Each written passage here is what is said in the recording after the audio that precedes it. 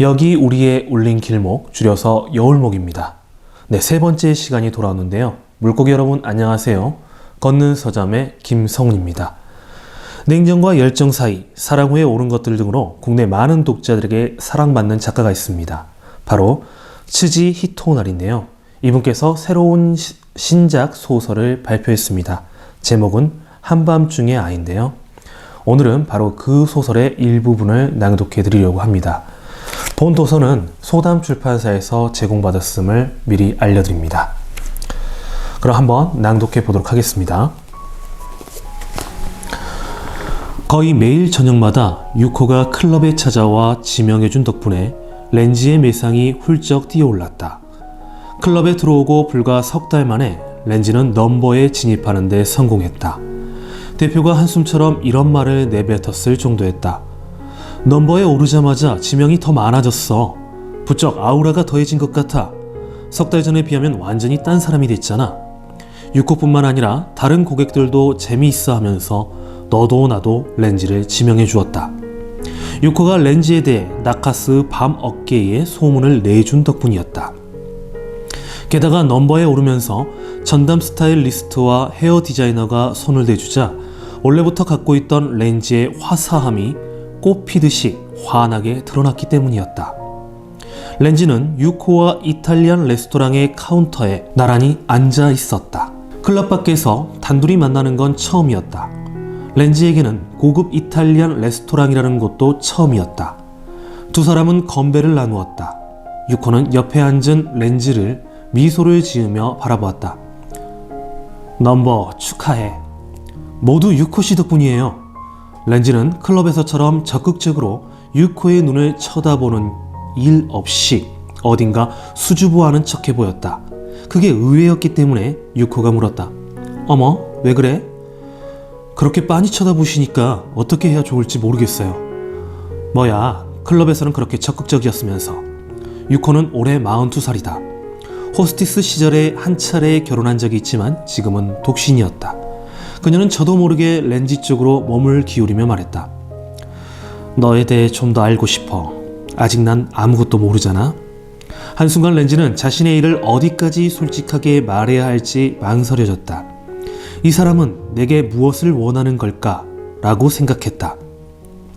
내 처지를 그대로 밝히면 냉큼 떠나버릴까? 어떤 반응이 돌아올지 궁금하기도 했다. 나의 뭘 알고 싶은데요? 우선 실제 나이부터 16살? 역시 그렇구나. 유코는 피식 코웃음을 치며 말했다. 미성년일지도 모른다고 생각하긴 했지만 그래도 16살이라니 놀랍네. 아들 같은 나이잖아. 너 아주 어른스럽다. 렌지는 몸을 낮추며 감사하다는 인사를 건넸다. 그거 경험은 있어? 경험이라니 무슨... 아휴, 남녀관계를 가져본 적이 있느냐는 얘기야. 렌지는 어리둥절한 듯 웃는 얼굴로 얼버무렸다. 유코도 덩달아 웃음이 터졌다. 너무 야한 질문이잖아요. 주문한 성게알 파스타가 나왔다. 성게알 베이스에 진한 생크림 소스를 버무린 파스타였다. 여태까지 렌지가 먹어본 것은 토마토 케첩 맛의 편의점 파스타뿐이었다. 하지만 눈앞의 파스타는 하얀색의 잔멸치와 들깻잎이 곁들여졌다. 얼른 먹고 싶었지만 포크와 스푼의 사용법이 서툴 것 같아 유코의 손을 보면서 따라하기로 했다. 너는 뭔가 보통 남자와는 달라. 그게 뭔지 알고 싶어? 어째서 이렇게 어른스러운지, 어째서 그렇게 어두운 눈빛인지. 유코가 유혹하는 듯한 눈짓을 했다. 고개를 갸우뚱하며 어서 얘기해줘 라는 표정을 지었다. 렌지는 망설이다가 한 차례 한숨을 떨구고 아마도 라고 입을 열었다. 학교도 안 다니고 여기 나카스 유흥가에서 자랐기 때문일 거예요. 고등학교는 안 다녔어? 초등학교도 학교 교육이라고는 받아본 적이 없어요. 정확하게는 받을 수가 없었죠. 미소를 짓고 있던 유코의 눈빛이 흠칫 긴장했다. 이런 얘기 아무한테도 한 적이 없는데 유코 씨에게만 털어놓을게요. 나 애초에 호적 자체가 없어요. 유코의 얼굴이 한순간에 팽팽해졌다. 미간에 힘이 들어가고 설마라는 짧은 말이 튀어나왔다. 포크와 스푼 사용법은 엉망이라도 배가 고파 더 이상 견딜 수가 없었다. 렌지는 먹어도 되죠? 라고 양해를 구하고 포크를 들었다. 접시를 당겨 파스타 한가운데에 꽂고 빙빙 돌려 그대로 입속에 넣었다. 생각지도 못한 진한 풍미가 입안 가득 퍼져서 저절로 우와 맛있다 라는 탄성이 흘러나왔다. 그 다음부터는 멈출 수가 없어서 호스트라는 것도 잊고 옆자리에 유코도 잊은 채 걸신 들린 아이처럼 입에 몰아넣었다. 유코는 아이처럼 먹어치우는 렌지의 모습을 조용히 바라보며 호적이 없다는 것에 대해 생각해 보았다. 호적이 없다니 그럼 일본 국적도 없는 건가? 아니요. 부모가 모두 일본인인데도 호적이 없어요. 엄청난 기세로 접시를 싹 비우고 유리잔에 남은 스푸만테 와인으로 입을 헹궜다. 정말 맛있어요. 라고 렌지는 흡족하게 웃는 얼굴이 되었다. 아버지는 호스트, 어머니는 호스티스였어요. 어머니는 기타 큐슈의 남편이 있었는데 새로 사귄 남자, 즉 우리 아버지와의 사이에 내가 태어났나 봐요. 자세한 건 모르지만 그래서 출생신고를 안 했대요. 유코의 기억 밑바닥에 걸려드는 것이 있었다. 미간에 주름을 잡고 그 흐릿한 기억을 더듬었다. 근데 어머니의 남편이 기타 큐슈에서 쫓아왔어요. 벌써 9년 전 일이지만 그때 아버지가 반쯤 죽다 살아났죠. 겨우 목숨을 건졌는데 장애인이 되어서. 유코는 비로소 그 사건이 생각나 숨을 헉 삼켰다. 렌지가 왜 그러냐고 물었다. 유코의 시선이 허우적거리며 허공을 방황했다. 렌지의 엄마 아카네는 처음 호스티스 일을 시작했던 시절의 동료이자 나중에 유코가 기업한 룸살롱에도 자주 들락거리던 친구였다. 나카스에서 태어난 아들 얘기를 했었던 게 이제야 생각났다. 그게 이 아이였다니. 왜 그래요? 마치 유령이라도 본 듯한 얼굴을 하시고. 유코는 입안에 고인 침을 꿀꺽 삼킬 수밖에 없었다. 할 말을 찾아봤지만 선뜻 입 밖에 나오지 않았다. 이런 일이 다 있네. 종어머니 렌즈의 빈잔에 스푸만테를 따라주었다. 기포가 유리잔 바닥에서 뽀그르르 올라왔다. 조명을 받아 빗방울이 더없이 반짝였다. 렌지는 그 거품 하나를 눈으로 따라잡았다. 생겼다가 한순간에 사라지는 거품의 다급한 움직임이 마치 이곳 나카스 사람들 같다고 생각했다. 미소 짓는 렌지의 옆 얼굴을 보며 유코는 자신이 아카네를 알고 있다는 말을 해야 할지 말아야 할지 내심 고민스러웠다. 당시 아카네는 클럽 일을 끝내고 돌아가는 길에 그쪽 단골들을 이끌고 유코의 룸살롱에 들르곤 했다. 그 속에는 렌지의 부친이 아닌 또 다른 남자들도 있었다. 아카네의 호쾌한 웃음소리가 귀 속에 되살아났다. 그녀가 룸살롱에서 신나게 놀아댈 때 이 아이는 홀로 집을 지키고 있었던가. 유코씨. 렌지가 부르는 바람에 옛 기억을 더듬던 유코는 당황해서 입을 꾹 다물었다. 시선이 얽혔다. 맑은 눈빛이지만 그 속에는 마치 수영장처럼 예상보다 훨씬 더 깊은 위험한 데가 있었다. 유코는 고개를 저었다. 자신과 렌지 사이에 보이지 않는 벽이 세워질까봐 부모 쪽과 교류가 있었다는 것은 그냥 가슴속에 넣어두기로 했다. 왜? 퍼뜩 정신을 차리고 되물었다. 렌지가 파스타를 가리키며 말했다. 그거 안 드실 거예요? 먹을래? 남기면 아깝잖아요. 제가 먹을게요. 렌지가 유코의 접시를 자기 앞으로 가져갔다. 이쪽에 세 포크까지 가져가 파스타 한가운데에 꽂았다. 입안 가득 파스타를 몰아넣은 그에게 물었다. 요즘 어디서 살아? 나카스에 아는 사람의 맨션이 있어서 거기서 더부살이 중이에요. 네네, 거기서? 그렇죠. 벌써 몇 년째인지 5, 6년쯤 됐을 거예요. 렌지는 파스타를 꿀꺽 삼켰다.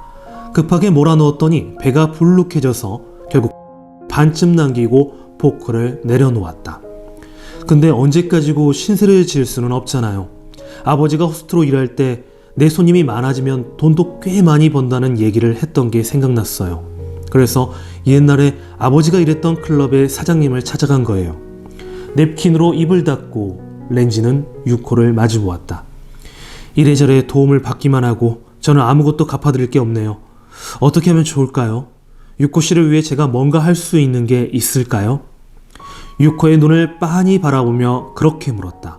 유코는 턱을 살짝 당기고 그 시선을 경계하며 전에 들었던 진심으로 만나셔도 괜찮아요 라는 말을 머릿속에서 새삼 곱씹었다. 진심으로 만나면 어떻게 될까? 유코는 말도 안 된다고 내심 쓴 웃음을 지었다. 이 아이는 겨우 16살인데. 렌지는 그 순간 히사나를 생각하고 있었다. 고객에게서 엄청 맛있는 파스타를 대접받았다는 얘기를 얼른 들려주고 싶었다. 게다가 그게 빨간색이 아닌 하얀 파스타다. 언젠가 히사나를 이곳에 데려오고 싶다. 그런 상상을 하며 혼자 빙그레 웃었더니 유코도 흐뭇해졌는지 렌지의 손을 꼭 잡았다. 흠칫 놀라 렌지는 저도 모르게 잡힌 손을 빼버렸다. 역시 미성년자구나. 진심으로 만날 수는 없겠네. 아들 같은 나이잖아. 나이가 관계가 있어요? 관계가 있어도 크게 있지. 렌지, 내가 성인이 될 때까지 기다려줄게. 아직 4년이나 남았는데요. 유코가 웃음을 터뜨려서 렌지는 그 틈을 노려 잠옷 진지하게 말했다. 앞으로도 계속 지명해 주실 거죠? 16살이라고 실망하신 건 아니죠? 유코는 잠시 고민하다가 렌지를 마주보았다. 그가 어금니를 악물고 유코의 눈을 꿰뚫듯이 날카로운 시선을 던졌다. 마치 그렇게 하면 여자가 넘어온다는 듯 확신으로 가득 찬 렌지의 그 눈빛에 유코는 다시금 마음이 흔들렸다. 물론이지. 네가 좀 더 멋진 남자가 되는 날을 기대할게. 나는 그만큼 나이를 먹겠지만 그래도 열심히 몸매를 유지할 테니까 다른 손님에게 마음 주지 말고, 알았지? 렌지는 고개를 끄덕이며 미소를 지었다. 고등학교 2학년도 이제 몇 달이면 끝이 난다. 담임선생님과 여러 차례 걸쳐 진학 상담을 했지만 어떻게든 대학에 보내려는 교사와는 달리 히사나 본인은 여전히 망설이고 있었다. 히사나가 다니는 고등학교는 후쿠오카에서도 첫째가는 입시 명문고였다. 그 중에서도 히사나는 특히 성적이 우수해서 학교 측에서는 반드시 인류대에 합격시키려고 혈안이 되어 있었다. 하지만 히사나에게 가장 중요한 것은 렌지와 함께하는 미래였다. 거의 매일 렌지가 살고 있는 겐타의 맨션에 찾아가 마치 우렁각시처럼 이런저런 집안일을 했다. 처음 한동안은 일주일에 2-3번 정도 조심스럽게 방문했었는데 그 횟수가 시간이 가면서 점점 불어나 최근 2-3년은 거의 날마다 렌지와 한 가족 같은 농밀한 한때를 공유했다. 벌써 6년여 동안을 히사나는 누구에게도 방해받는 일 없이 렌지와 함께 보내왔다. 엄마는 항상 바빠서 집을 비우고 어쩌다 집에 있어도 서로 시간대가 달랐다. 게다가 복도를 끼고 각자 반대편에 방이 있어서 얼굴 마주칠 일도 없는 날이 대부분이었다. 볼 일이 있을 때는 냉장고에 마그넷으로 메모를 붙여두었다. 그때 필요한 돈은 히사나의 계좌로 입금해 주었다. 그 액수는 용돈의 범위를 뛰어넘어 렌지까지 먹여 살리기에 충분한 금액이었다. 딸을 누구보다 신뢰해서 상당히 큰 돈을 직접 얘기해도 그 자리에서 군소리 없이 건네주곤 했다. 그 자금이 지난 6년여 동안 두 사람이 윤택하게 지낼 수 있는 재혼이 되었다. 렌지가 방에 틀어박혀 좀채 밖에 나오지 않았던 은둔 시절에 히사나는 든든한 정신적 버팀목이 되었다. 폭력 사건 후 렌지는 2년쯤 나카스를 벗어나 있었다. 그 기간 내내 히사나는 가슴이 미어질 만큼 걱정했지만 초등학생인 그녀는 어떻게도 할 수 없었다. 그리고 10살이 되었을 때 갑작스럽게 렌지가 돌아왔다. 그 소식을 히사나에게 전해준 것은 겐타였다. 어린 히사나에게 그 폭력 사건은 너무도 참혹하고 끔찍한 현실이었다. 렌지를 위로해주고 싶어도 10살 소녀는 어떻게 해야 좋을지 알지 못했다. 그래서 무턱대고 샌드위치며 과자 등을 챙겨다 주었다. 자신이 할 수 있는 범위에서 어떻게든 도와주고 싶다고 어린 히사나는 생각했다. 아직 사랑이라고 이름을 붙이기에는 너무도 어린 여자아이의 더듬더듬 탐색하는 듯한 감정의 표류였다. 그런 마음은 머지않아 사랑으로 발전하기에 충분한 힘을 갖고 있었다. 처음에는 소소한 간식거리를 챙겨가는 정도였지만 점차 만화책과 소년 잡지, 게임기 등을 들고 갔다. 그렇게 익숙해지자 어느새 집안에 들어가 함께 시간을 보냈다. 하지만 성장하면서 말수가 부쩍 줄어든 렌지와 일상적인 대화는 잘 이루어지지 않았다. 그저 나란히 벽에 등을 기대고 창밖에 펼쳐진 후쿠오카의 하늘을 1시간이고 2시간이고 조용히 바라보곤 했다. 히사나는 노래를 잘해서 이따금 나지가게 불러주었다. 학원에도 다니지 않고 가정교사를 둔 적도 없지만 유일하게 초등학교에 입학한 직후에 엄마가 잘 아는 음대생에게 개인 레슨을 받았다. 클래식 기타를 튕기고 있자 렌지가 관심을 보여서 운지와 악보 읽는 법을 가르쳐 주었다. 음감이 뛰어난 렌지는 1년도 안 되어 초보자용 교본에 실린 곡 정도는 어려움 없이 연주할 수 있었다. 그렇게 두 사람의 기적 같은 동행은 음악을 매개로 어느 누구의 방해도 받는 일 없이 은밀하게 하루하루 이어졌다. 어느 날은 무슨 말을 해도 렌지가 대꾸조차 하지 않았다. 그래서 고이고이 보관해온 나카스국의 여권을 꺼내 내밀었다. 명함을 주워 만든 여권에는 나카스국이라고 마치 태고의 동굴에 새겨진 벽화 같은 글씨가 춤추고 있었다. 렌지는 그 글씨를 손끝으로 훑으면서 그리운 듯 언제까지고 들여다보았다. 그 여얼굴을 히사나는 몰래 지켜보았다. 큼직한 눈이 촉촉해져서 반짝이는 순간을 놓치지 않았다. 히사나도 7살의 렌지를 다시 떠올렸다. 처음 길가에서 만났을 때의 감동은 잊을 수 없었다. 어린 자신 앞에 렌지가 불쑥 나타났을 때 히사나는 이 세계의 가치관이 변하는 것을 느꼈다. 그때가 모든 것의 시작이었다. 조용한 시간이 흘러가는 가운데 렌지는 히사나야말로 이 세계와 자신을 이어주는 유일한 가교라고 이해하기 시작했다. 그녀는 나카스에서 일하는 온갖 일들, 이를테면 새로운 라면 가게가 생겼다느니 오래된 빌딩이 철거되었다더니 하카다 돈타쿠 행사며 주오거리에 북적거리는 하루하루까지 낱낱이 들려주며 방 안에 틀어박힌 렌지에게 일상의 소소한 즐거움을 실어 날랐다. 때로는 꽃모종을 심어 그 화분을 들고 왔다. 시들면 다시 새 꽃을 가져왔다. 히사나는 자신을 간호사 같은 역할이라고 생각했다. 분명 병원에서는 이런 식으로 돌봐줄 거라고 상상하면서 마음의 문을 닫아버린 환자의 간호에 몰두하는 나날이었다. 그녀의 헌신은 렌지의 마음속을 조용히 그리고 착실히 치유해서 닫힌 문을 열어나갔다. 누군가 곁에 있다는 것만으로도 마음이 편안해졌다. 그 안심감은 예전에 부모와 함께 살았던 무렵에는 느껴본 적이 없는 것이었다. 겁을 낼 필요도 알랑거릴 필요도 없었다. 인격을 부정당하는 일 없는 안정된 평온으로 이루어진 세계였다. 창가에 앉아 하카타만의 하늘을 바라보고 있노라면 히사나가 뭔가를 들고 찾아와 잘 지냈어? 라고 물었다. 렌지는 그 얼굴을 가만히 바라보았다. 언제라도 온화한 표정을 무너뜨리지 않았다. 내가 이 아이를 구해내야 해 라는 것만을 어린 히사나는 마음속에 되뇌고 있었다. 켄타는 자신의 맨션을 제공했지만 그 밖에는 최저한의 식량을 넣어줄 뿐 렌지를 위해 별다른 행동에는 나서지 않았다. 단지 이따금 렌지를 낚시 친구로 불러냈다. 그 무렵 렌지에게는 나카강에서의 낚시가 외계와 접촉하는 유일한 기회였다. 혼자 살기 시작한 당초에는 남의 눈에 띌 만한 곳, 특히 유흥가 쪽에는 결코 발을 들이지 않았다. 그곳에는 그날 겪은 폭력의 광경과 냄새와 절망이 낙인처럼 찍혀 있었기 때문이다.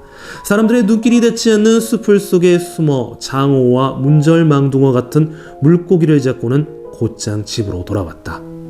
켄타는 히사나를 통해 그 사건에 대한 얘기를 들었지만 쓸데없는 질문이라고는 한마디도 하지 않았다. 그저 조용히 낚시를 하고 어렴무던한 얘기, 이를테면 해가 평소보다 노란빛이 돈다, 강수위가 평소보다 낮아졌다, 이 근처에서는 못 봤던 신기한 식물을 발견했다, 이상한 색깔의 진해가 있었다라는 식이었다. 그리고 나무들을 올려다보며 무성한 잎사귀에 대해 나카스를 지나가는 바람의 습도 등에 대해 이야기했다. 렌지에게는 켄타도 히사나와 마찬가지로 곁에 있는 것만으로도 마음이 놓이는 존재였다. 그 옆에는 낚싯대를 들이우면 느긋한 시간과 공기의 흐름에 렌지는 표현할 길 없는 안도감과 평안함을 느꼈다. 켄타의 맨션에는 수많은 서적이 쌓여 있었다. 처음에는 그저 거치적거리는 네모난 종이 더미일 뿐이었지만 시간이 흐르면서 그중 몇 권이 렌지의 눈에 들어왔다. 낚시로 건져올린 물고기를 번쩍 들고 활짝 웃는 남자가 표지 사진으로 올라온 책이 있었다. 바다 낚시의 즐거움을 써내려간 수필집이었다. 사진과 일러스트가 잔뜩 실려 있었다. 모르는 한자는 히사나에게 물어보았다. 때로는 히사나가 소리내어 읽어주기도 했다. 점점 자신의 힘으로 읽고 싶다는 마음이 들었다. 책을 통해 하나씩 지식을 얻을 때마다 예전에는 알지 못했던 능력이 쑥쑥 커 나가는 게 느껴졌다. 책을 통해 이 세계가, 이 지구가 어떻게 성립되는지 알 수 있는 것이다. 그의 왕성한 호기심을 채워주려고 히사나는 어느 날 사전을 들고 왔다. 초중학생 수준의 간략한 것이었지만 그 사전 덕분에 렌지의 어휘력은 비약적으로 향상했다. 렌지 안에 잠들어있던 강한 호기심과 빠른 흡수력에 히사나는 눈이 둥그레졌다. 이따금 선생님이 되어 읽고 쓰기를 가르쳤다. 국어뿐만 아니라 역사와 수학, 물리, 화학 등 히사나가 잘하는 분야, 그리고 렌지가 관심을 보이는 분야를 선정했다. 특히 한자는 집중적으로 연습했다. 차츰 한자에 익숙해지면서 렌지는 읽고 싶다라는 의지가 더욱 강해졌다. 동시에 두 사람은 그런 공부를 통해 한층 더 단단히 결속했다. 렌지는 히사나가 선생님이 될 때는 종순한 학생이 되었다. 그녀가 가르쳐주는 세계의 조직적이고 복합적인 구조, 시간과 공간의 확장, 사랑과 도덕률 사이의 모순, 폭력과 증오의 연쇄, 역사와 인류의 진화, 문화와 문명의 차이 등을 알아가는 것이 너무도 즐거웠다. 보통 아이들은 학교에서 이런 것을 배우는구나 라고 실감했다. 한 교실에서 친구들과 함께 공부하는 건 어떤 느낌일까? 렌지의 물음에 히사나는 약간 난처한 얼굴을 하다가 재밌어 라고 솔직하게 대답했다. 근데 학교에 안 다니는 아이들도 아주 많아. 학교만이 전부는 아니야. 꼭 학교가 아니더라도 언제든 원한다면 따로 시험 쳐서 대학에 갈 수 있어. 포기하지만 않으면 얼마든지 가능해. 그렇게 격려해 주었다. 렌지는 그 의견에 귀를 기울였지만 초등학교조차 다니지 못한 자신이 대학 진학이라니 너무 비약한 얘기라서 현실적이 아니라고 내심 쓴웃음을 지었다. 히사나는 렌지의 강한 향하결에 이면에는 보통 아이들처럼 되고 싶다는 필사적인 바람이 숨어 있다는 것을 감지했다. 언젠가는 자신의 의지에 따라 학교에 다니게 될 거라고 예감했다. 그렇다면 기초 지식을 확실히 닿게 해주는 게 내 역할이다. 시간의 완만한 추이 속에서 히사나는 렌지를 가르치는 것이 자신의 사명이라고 느끼게 되었다. 긴 시간을 들여 한자를 배우는 과정에서 렌지는 그때그때 수준에 맞는 책을 골라 읽었다. 켄타가 수집해둔 서적은 다양했다. 낚시와 여행책이 특히 많았지만 종교와 정치, 역사에 관한 책도 첩첩 쌓여 있었다. 나카스 이외의 세계를 알아나가는데 그런 책들이 큰 도움이 되었다. 렌지는 그 중에서도 고대의 신들에 대한 책에 주목했다. 세상 만물에 깃든 신, 자연 신앙, 정령 숭배 등에 관심을 보였다. 켄타가 열심히 읽고 메모해둔 흔적이 남아있는 책들이 특히 마음에 들었다. 좀 더 필요한 건 없어? 집에 돌아가기 전에 히사나는 매번 물어보았다. 큰 한자 사전이 필요할 것 같아. 한자를 깊이 있게 공부하면 훨씬 더 전문적인 책도 읽을 수 있을 테니까. 렌지가 미안하다는 듯이 머뭇거리며 말했다. 응, 알았어. 내일 또 올게. 그 말이 렌지의 마음속에 차곡차곡 쌓여갔다. 내일 또 올게. 세상을 일절 거부하면서도 렌지는 히사나가 날마다 찾아와 주기를 간절히 원했다. 히사나와 함께하는 것이 렌지의 일상이자 일과였다. 왜 나한테 이렇게 잘해줘? 렌지가 과거를 다시 떠올리며 물었다. 학교 친구는 없어? 나한테 와봤자 너무 따분하잖아. 말없이 미소를 지으며 히사나는 그런 렌지를 바라보았다. 히사나, 넌 어떻게 그렇게 다정해? 어린 시절의 렌지는 부모의 따스함이라고는 접해본 적이 없었다. 하지만 혈육도 아닌 히사나는 그들과는 비교도 되지 않을 만큼 다정하게 대해주었다. 글쎄, 왜일까? 나도 몰라. 히사나가 킥킥 웃으며 말했다. 렌지는 그 대답이 무척 마음에 들었다. 나도 모른다. 그 말이 진실이라고 생각했다. 인간에게는 이해를 뛰어넘는 감각이라는 게 있다. 알고 있는 지식 따위 실제로는 그리 많지 않다. 이 세계는 그보다 훨씬 더 많은 알지 못하는 것들로 이루어져 있다. 나도 모른다. 라는 그 겸허함이 멋있게 느껴졌다. 높직이 쌓아올린 저 책들 속에 과연 얼마나 정답이 들어있을까? 오히려 나도 모른다 라는 희사나의 대답 속에 진실이 잠들어 있다. 거짓 없는 정직함과 품이 넉넉한 다정함, 그리고 한없는 성의가 담겨있다. 난 그냥 내 곁에 있고 싶어. 그냥 내 곁에? 응, 이렇게 내 곁에. 의미 같은 건 없어. 왠지는 모른다고? 응, 몰라. 희사나는 얼굴에 빙그레 웃음이 번졌다. 렌지는 말할 수 없이 기쁜 감정에 휩싸였다. 얼굴에는 드러내지 않았어도 렌지 역시 그녀 곁에서는 마음이 편안해졌다. 왠지 모르지만 곁에 있고 싶었다. 희사나는 그 말은 렌지가 상상한 어떤 대답보다도 마음속을 적셔주는 가장 올바른 정답이었다. 희사나가 물고 오는 이야기 중에서도 하카타 기온 야마카사 축제에 대한 것이 특히 흥미로웠다. 야마카사 이 얘기만 나오면 몸을 쓱 내밀며 귀를 기울이고 연거푸 질문을 던졌다. 이번 시녀 행사는 어땠어? 희사나는 현장감 넘치는 표현을 위해 축제의 모습을 생중계하듯이 몸짓을 섞어가며 들려주었다. 어때? 우리도 가볼까? 사람 만나는 게 싫으면 내일 새벽 6시부터 아침 시녀 행진을 봐도 되는데. 그때마다 렌지는 힘없이 고개를 저었지만 그래도 야마카사 축제의 얘기만 나오면 반색을 했다. 하카타 돈타쿠가 아니라 오로지 하카타 기온 야마카사였다.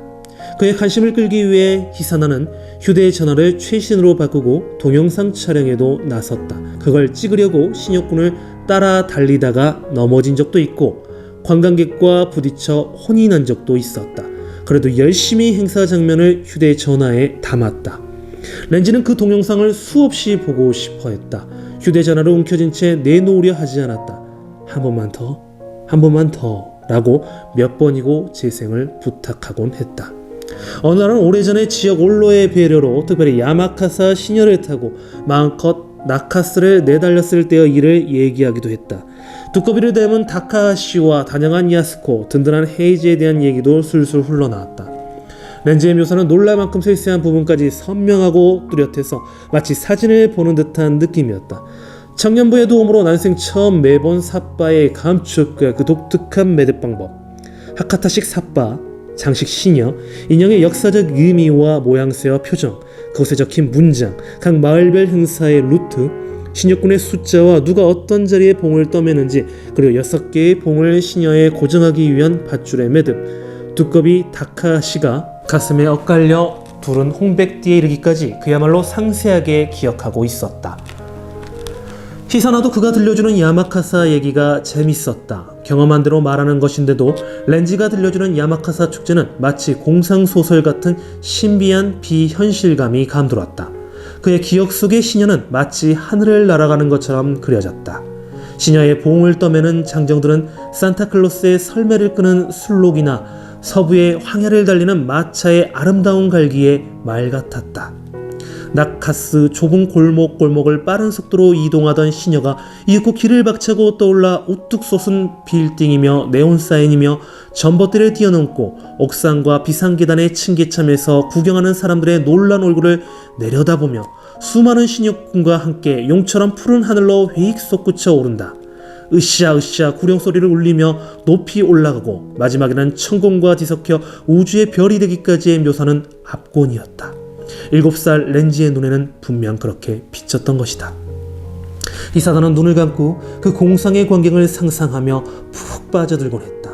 7살 소년이 단 한 번 경험했던 일인데도 렌지는 그것을 자신의 기억 속의 영혼의 이미지로 새겨두었다. 어떻게든 밖으로 데리고 나가 실제 야마카사 축제 모습을 다시 지켜보게 해야 한다고 희사나는 결심했다. 그것만이 렌지를 세상 밖으로 불러내기 위한 유일한 방법이라고 굳게 믿었다. 13살 여름, 마침내 렌지를 야마카사 축제에 데려가는 데 성공했다. 낚시하러 가자고 불러내 길거리에 나선 참에 슬쩍 말을 건넸던 것이다. 5분 뒤에 시녀가 쇼와 거리를 지나갈 거야. 모처럼 나왔는데 멀리서라도 잠깐 구경해볼까?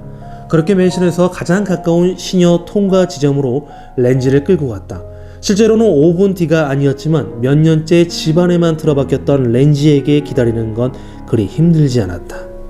오히려 언제쯤 하고 간절히 기다리는 그의 마음속에 영혼 같은 시간이 있었다.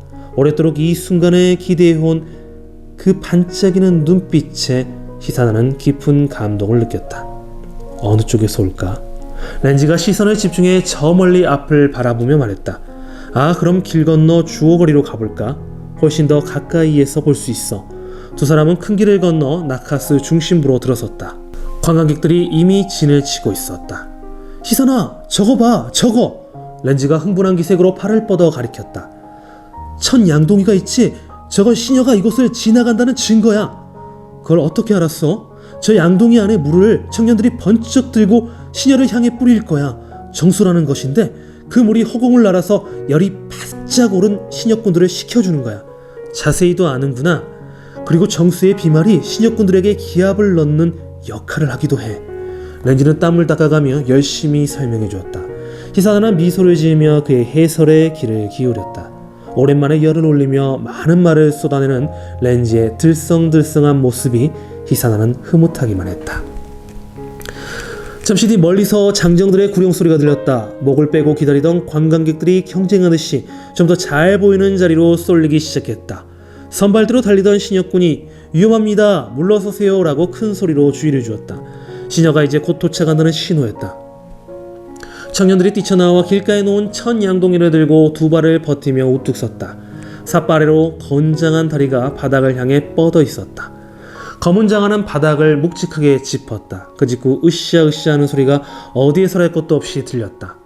땅울림처럼 우렁찬 소리였다. 렌지의 손이 파르르 떨렸다. 눈을 부릅뜨고 입을 꾹 다문 채 길끝을 응시하고 있었다. 그러자 시녀가 저만치 사거리 모퉁이를 돌아 불쑥 시야에 출현했다. 렌지의 흥분이 정점에 달했다. 시녀가 바로 눈앞을 지나갔다. 양동이의 물이 힘차게 흩뿌려져 상공에 무수한 빛 한 방울을 만들었다. 참을 수가 없었는지 렌지가 몇 걸음 썩 내디디며 큰 소리를 질렀다. 으쌰! 으쌰! 희사나는 흠칫 놀랐지만 그 달궈진 흥분을 보며 행복한 감격에 젖었다.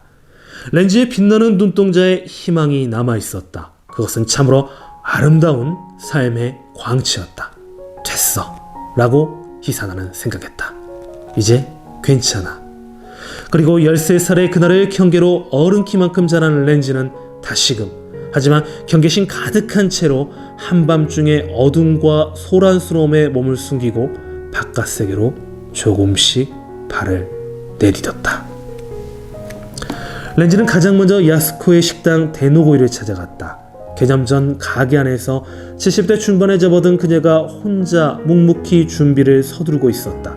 부쩍 커버린 렌지를 야스코는 처음에는 알아보지 못했다. 미안합니다. 아직 가게 열 준비가 안 됐어요. 문 앞에 우뚝 선 채 돌아가지 않는 젊은이에게 그녀의 시선이 멎었다. 젊은이는 미소를 짓고 있었다. 오래간만입니다. 저 알아보시겠어요? 야스코는 저도 모르게 들고 있던 빗자루를 놓아버렸다. 아, 내 고양이가 돌아왔구나. 야스코는 떨리는 목소리에 렌지는 긴장했던 얼굴이 풀리며 환하게 웃었다. 헤이지는 후계자가 없던 다카시의 요정에 처음에는 평범한 요리사로 들어갔다. 나카스에서 규모로 1, 2위를 다투는 30명이 넘는 요리사가 일하는 노포 요정이다. 헤이지는 튀김 담당에서부터 시작했다. 그러다가 다카시 사장의 강한 의향에 따라 바로 이듬해의 후계자로 지명을 받고 경영진에 이름을 올렸다. 헤이지는 야스코가 데려온 렌지를 보고 잠시 할 말을 잃었다. 자신보다 키가 훌쩍 커버렸다. 말을 듣고 보니 예전 얼굴이 보였지만 만일 길에서 스쳤다면 분명 알아보지 못했을 것이라는 말이 저절로 튀어나왔다. 그는 반가움에 렌지를 덥석 끌어안았다. 야스코도 헤이지도 그새 나이를 먹었지만 인품도 풍모도 옛날 그대로였다. 다카시 회장님은 작년에 돌아가셨어. 헤이지가 다정한 표정 그대로 뜻밖의 부보를 건넸다. 렌지는 놀랍고 안타까워서 눈을 질끈 감아버렸다. 벌써 9년의 세월이 흘렀으니 어쩔 수 없는 일인지도 모른다. 시녀 앞자리에 앉아 지휘줄을 휘두르던 건장한 두꺼비 다카시의 모습이 뇌리를 스쳤다. 야스코가 눈물을 글썽이며 중얼거렸다. 세월이 야속할 뿐이지. 헤이지가 렌지의 눈을 들여다보며 물었다. 이제 몇 살이 된 거야? 16살이에요. 이제 곧 17입니다. 아이고, 벌써 그렇게 됐어? 옆에서 야스코가 친척 할머니처럼 기특했다. 자신을 이토록 반가워하는 사람들이 이곳에 있다고 생각하니 렌지는 가슴이 뭉클했다. 그래서 요즘은 어떻게 지내지? 호스트로 일하고 있습니다. 여기 나카스에서? 네. 그렇다면 내년에는 시녀를 떠매야겠네. 정말로요? 물론이지. 이제 회장님의 뒤를 이어 내가 총무를 맡았거든. 렌지는 너무 기뻐서 헤이지와 야스코를 향해 깊숙이 머리를 숙였다. 네, 좀 길었죠? 한 챕터를 여러분께 들려드렸는데요. 제가 방금 읽었던 부분이 마치 연도행처럼 이 렌지가 커가는 과정을 소설에서는 기록하고 있거든요. 제가 읽었던 부분이 2016년 11월에 해당되는 부분이었습니다. 더 많고 더 자세한 내용을 알고 싶은 분들은 리뷰 영상을 참고해주면 감사하겠습니다. 자, 오늘의 북낭독 여울목에서 들려드린 책은 한밤중의 아이 츠치 히토나리 지음 양윤옥 옹김 소담출판사에서 나왔던 것을 바탕으로 해서 여러분께 들려드렸습니다. 늘 깊고 풍요로운 하루가 되시길 바라겠습니다. 오늘 북낭독 여기서 마치겠습니다. 물고기들 안녕.